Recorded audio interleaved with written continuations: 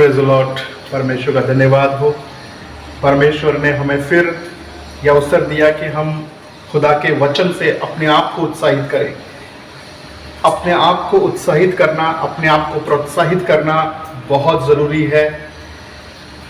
कई बार बहुत सारे भाई बहन किसी का इंतज़ार करते हैं कि कोई मेरे पास आए और मुझे उत्साहित करे, मुझे इंकरेज करे और मुझे मोटिवेट करे और मैं प्रभु के वचन में फिर से खड़ा हो जाऊं। देखिए, दाऊद कहते हैं कि मैं अपने आप को मसीह में, अपने आप को खुदा में प्रोत्साहित करता हूं। और हमें अपने आप को उत्साहित करने की आवश्यकता है। किसी और का इंतजार मत कीजिए, किसी और का इंतजार मत कीजिए कि कोई मेरे पास आएगा और मुझे उत्साहित करेगा।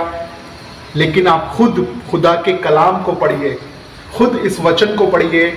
ये वचन आपके लिए उतना ही शक्तिशाली है, उतना ही प्रभावशाली है। देखिए, प्रभु के एक बहुत बड़े दास ने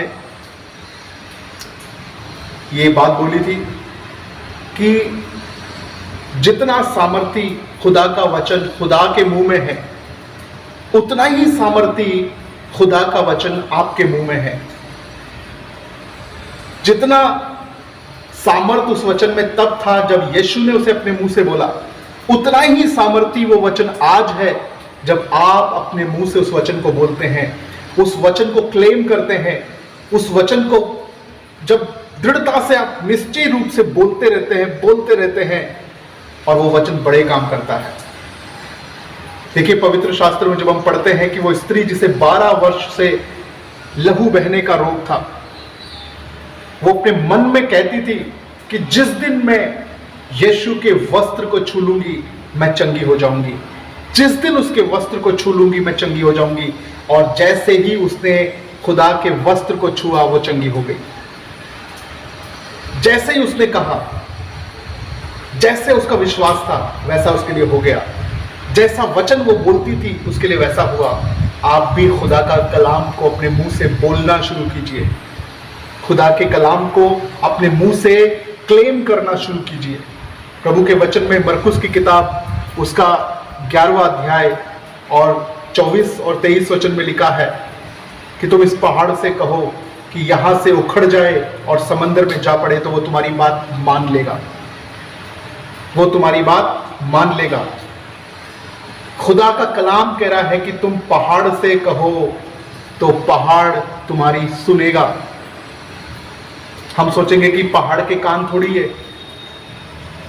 पहाड़ के कान थोड़ी है, लेकिन मैं आपको बताता हूं इस पूरी सृष्टि में सबके कान है। अब बोलिए विश्वास के साथ, यीशु मसीह ने जब आंधी और तूफान को डांटा और वो शांत हो गए, तो क्या आंधी और तूफान के कान थे? थे आंधी और तूफान के कान। आप बोल के तो देखिए, आप खुदा का वचन अपने मुंह से बोल कर तो देखिए।